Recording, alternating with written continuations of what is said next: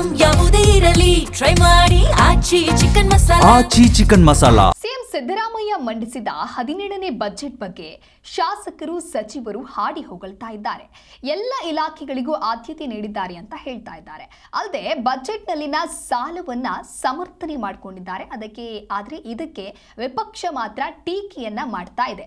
ಹಾಗಾದ್ರೆ ಯಾವ ರೀತಿಯಾಗಿ ಸಮರ್ಥನೆಯನ್ನ ಮಾಡಿಕೊಂಡಿದ್ದಾರೆ ಶಾಸಕರು ಸಚಿವರು, ಬನ್ನಿ ನೋಡೋಣ. ಮುಖ್ಯಮಂತ್ರಿಗಳು ಬಜೆಟ್ ಅನ್ನ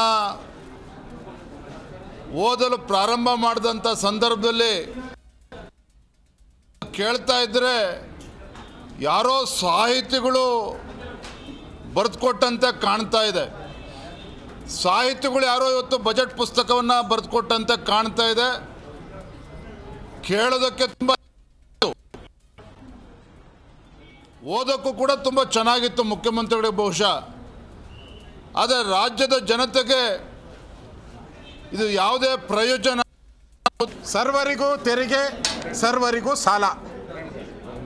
ಸಿದ್ದರಾಮಯ್ಯನವರ 17ನೇ ಬಜೆಟ್ಟಿನ ತಿರುಳು.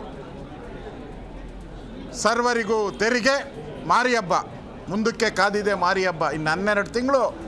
ಪ್ರತಿ ತಿಂಗಳು ಬರೆದು ಮಾಡ್ಕೊಳ್ಳಿ. ತೆರಿಗೆಗಳ ಹೊರೆಯನ್ನು ತಯಾರು ಮಾಡಿದೆ. ಇರ್ಬೋದು, ಡೀಸೆಲ್ ಇರ್ಬೋದು, ಹಾಲು ಇರ್ಬೋದು, ಆಲ್ಕೋಹಾಲ್ ಅಂತೂ ಗ್ಯಾರಂಟಿ.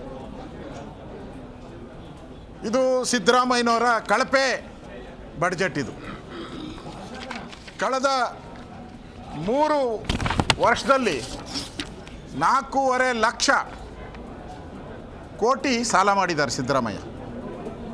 4.5 ಲಕ್ಷ ಕೋಟಿ. ನಮ್ಮದು ಈಗ 8 ಲಕ್ಷ ಕೋಟಿ, 824 ಕೋಟಿ ನಾವು ಸಾಲ ನಮ್ಮ ತಲೆ ಮೇಲೆ ಇದೆ. ಈಗ ಇನ್ನೊಂದು ಸನ್ಮಾನ್ಯ ಮುಖ್ಯಮಂತ್ರಿಗಳಾಗಿರುವಂಥ ಸಿದ್ದರಾಮಯ್ಯನವರ 17ನೇ ಬಡ್ಜೆಟ್ಟು ಕೇವಲ ಅವರಿಗೆ ಸಮಾಧಾನ ತಂದಿರ್ಬೋದು. ನಾನು 17ನೇ ಬಡ್ಜೆಟನ್ನು ಮಂಡಿಸ್ತಾ ಇದ್ದೀನಿ ಅನ್ನುವಂಥದ್ದು ಇಡೀ ರಾಜ್ಯಕ್ಕೆ ಭಾಳ ಡಿಸಪಾಯಿಂಟಿಂಗ್, ನಿರಾದಾಯಕವಾಗಿರುವಂಥ ಬಡ್ಜೆಟ್ ಆಗಿದೆ. ಇದು ನಾಡಿನ ಜನತೆ ಭಾಳಷ್ಟು ಅಪೇಕ್ಷೆ ಇತ್ತು. ಈ ಅಪೇಕ್ಷೆ ಎಲ್ಲ ನಿರಾಸೆಯಾಗಿದೆ. ರಾಜ್ಯದ ಮುಖ್ಯಮಂತ್ರಿಗಳು ಇವತ್ತು ಮಂಡಿಸಿರುವಂಥ ಬಜೆಟ್ಟು ಕರಾವಳಿಯ ವಿರೋಧಿಯಾದಂಥ ಬಜೆಟ್ಟು. ಕರಾವಳಿಯ ಜಿಲ್ಲೆಗಳಿಗೆ ಈ ಸರ್ಕಾರ ದ್ರೋಹವನ್ನು ಇವತ್ತು ಮಾಡಿದೆ. ಕರಾವಳಿ ಜಿಲ್ಲೆಗಳಿಗೆ ಬೇರೆ ಬೇರೆ ರೀತಿಯಾದಂಥ ಸಮಸ್ಯೆಗಳಿಗೆ ಸ್ಪಂದನಕ್ಕೆ ಮತ್ತು ಬೇಡಿಕೆಗಳನ್ನು ಸರ್ಕಾರದ ಮುಂದೆ ನಾವು ಇಟ್ಟಿದ್ವಿ. ವಿಶೇಷವಾಗಿ ಕರಾವಳಿಯ ಪ್ರವಾಸೋದ್ಯಮಕ್ಕೆ ವಿಶೇಷವಾದಂಥ ಒತ್ತನ್ನು ಕೊಡಬೇಕು, ಒಂದು ಪ್ಯಾಕೇಜನ್ನು ಕೊಡಬೇಕು ಅನ್ನುವಂಥ ಮಾತನ್ನು ನಾವು ಮುಖ್ಯಮಂತ್ರಿಗಳ ಬಳಿ ಉಲ್ಲೇಖವನ್ನು ಮಾಡಿದ್ವಿ. ಆದರೆ ಯಾವುದೇ ರೀತಿಯಾದಂಥ ಪ್ರವಾಸೋದ್ಯಮಕ್ಕೆ ಬೇಕಾದಂಥ, ಕರಾವಳಿಯ ಪ್ರವಾಸೋದ್ಯಮಕ್ಕೆ ಬೇಕಾದಂಥ ಯಾವುದೇ ಸ್ಪಷ್ಟವಾದಂಥ ಭರವಸೆಯನ್ನು, ಯೋಜನೆಯನ್ನು ಈ ಸರ್ಕಾರ ಬಜೆಟ್ನಲ್ಲಿ ಇವತ್ತು ಕೊಟ್ಟಿಲ್ಲ. ಹಣಕಾಸು ಸಚಿವರು, ರಾಜ್ಯದ ಮುಖ್ಯಮಂತ್ರಿಗಳು ಆಗಿರ್ತಕ್ಕಂಥ ಮಾನ್ಯ ಸಿದ್ದರಾಮಯ್ಯ ಅವರು ಮಂಡಿಸಿರ್ತಕ್ಕಂಥ ಬಜೆಟ್ ಒಂದು ರೀತಿ ಸಿದ್ದರಾಮಯ್ಯ ಅವರು ಹ್ಯಾಟ್ರಿಕ್ ರಾಜಸ್ವ ಕೊರತೆಯನ್ನು ಮಾಡಿದ್ದಾರೆ. ಹ್ಯಾಟ್ರಿಕ್ ರಾಜಸ್ವ ಕೊರತೆ ಅಂತ ಹೇಳಿದ್ರೆ 3 ಬಾರಿ ಏನು ಬಜೆಟ್ ಮಂಡನೆ ಮಾಡಿದ್ದಾರೆ, ಕೊರತೆಯ ಬಜೆಟನ್ನು 3 ಬಾರಿನೂ ಮಂಡಿಸಿದ್ದಾರೆ. ಹಾಗಾಗಿ ಒಂದು ರೀತಿ ಸಿದ್ದರಾಮಯ್ಯ ಅವರು ಹ್ಯಾಟ್ರಿಕ್ ಹೀರೋ ಬಜೆಟ್ ಅಂತ ಹೇಳ್ಬೋದು. ಆಮೇಲೆ ಸಿದ್ದರಾಮಯ್ಯ ಅವರು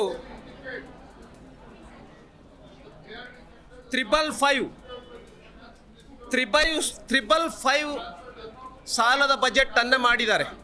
ಕರ್ನಾಟಕ ರಾಜ್ಯದ ಮುಖ್ಯಮಂತ್ರಿ ಆದಂಥ ಸನ್ಮಾನ್ಯ ಸಿದ್ದರಾಮಯ್ಯನವರು 17ನೇ ಬಜೆಟನ್ನು ಮನ್ನಣೆ ಮಾಡುವುದರ ಮೂಲಕ ಒಂದು ಐತಿಹಾಸಿಕ ದಾಖಲೆಗೆ ಸಾಕ್ಷಿ ಆಗ್ತಾ ಇದ್ದಾರೆ. ಅದಕ್ಕೆ ನಮಗೆಲ್ಲರಿಗೂ ನಿರೀಕ್ಷೆ ಇದೆ. 5 ಗ್ಯಾರಂಟಿಗಳನ್ನ ಕೊಡೋದ್ರ ಮೂಲಕ ಯುವಕರಿಗೆ ಉದ್ಯೋಗದಲ್ಲಿ ನೇಮಕಾತಿ 4,48,000 ಕೋಟಿ ರೂಪಾಯಿಯ ಆಯವ್ಯಯವನ್ನು ಸನ್ಮಾನ್ಯ ಮುಖ್ಯಮಂತ್ರಿಗಳು, ಅರ್ಥ ಸಚಿವರು ಆದ ಮಾನ್ಯ ಸಿದ್ದರಾಮಯ್ಯನವರು ಇವತ್ತು ಮಂಡನೆ ಮಾಡಿ ಒಂದು ದಾಖಲೆಯನ್ನು ಕರ್ನಾಟಕದಲ್ಲಿ ನಿರ್ಮಿಸಿದ್ದಾರೆ. ಎಲ್ಲರೂ ಗ್ಯಾರಂಟಿ ಹೊರೆ ಜಾಸ್ತಿ ಆಗಿದೆ, ಅದು ಹೆಂಗೆ ದೂಗಿಸ್ತಾರೆ, ಸರಿದೂಗಿಸ್ತಾರೆ ನೋಡಬೇಕು. ಇದೊಂದು ಸವಾಲು, ಇಟ್ ಇಸ್ ಎ ಚಾಲೆಂಜ್ ಅಂಥೇಳಿ ಎಲ್ಲರೂ ಮಾತನಾಡ್ತಾಯಿದ್ರು. ಅದಕ್ಕೆ ಅತ್ಯಂತ ಸಮರ್ಪಕವಾಗಿ ಉತ್ತರ ಕೊಡೋದಲ್ಲದೆ ಕರ್ನಾಟಕದ ಅತ್ಯಂತ ಮಹತ್ವದ ಯೋಜನೆಗಳಾಗಿದ್ದಂಥ UKP 3 ಏನು 40 ಲಕ್ಷ ರೂಪಾಯಿ ಎಕರೆ ಭೂಮಿಗೆ ಕೊಡೋದು.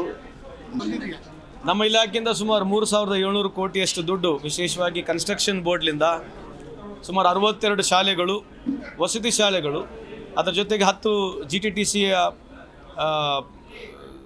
ಇನ್ಸ್ಟಿಟ್ಯೂಷನ್ಸ್ಗಳನ್ನ ಮಾಡಲಿಕ್ಕೆ ನಮ್ಮ ಸರ್ಕಾರ ಸನ್ಮಾನ್ಯ ಮುಖ್ಯಮಂತ್ರಿಗಳು ಒಪ್ಪಿದ್ದಾರೆ. ಅದರಿಂದ ನಮ್ಮ ಇಲಾಖೆಯ ಭಾಳ ದೊಡ್ಡ ಏನು ನಮ್ಮ ಕನ್ಸ್ಟ್ರಕ್ಷನ್ ವರ್ಕರ್ಸ್ ಮಕ್ಕಳಿದ್ದಾರೆ, ಅವರು ಕನ್ಸ್ಟ್ರಕ್ಷನ್ ವರ್ಕರ್ ಮಕ್ಕಳಾಗಿ ಅವರು ಕನ್ಸ್ಟ್ರಕ್ಷನ್ ವರ್ಕರ್ ಆಗಬಾರ್ದು, ಅವ್ರ ಮಕ್ಕಳಿಗೆ ಕೂಡ ವಸತಿ ಶಾಲೆ ಸಿಗಬೇಕು, ಸ್ಕಿಲ್ ಟ್ರೈನಿಂಗ್ ಪ್ರೋಗ್ರಾಮ್ ಆಗಬೇಕಾದ ಉದ್ದೇಶದಿಂದ ನಾವು ಈ ಕಾರ್ಯಕ್ರಮಗಳನ್ನ ಮಾಡ್ತಾ ಇದ್ದೀವಿ. ಅದಕ್ಕೆ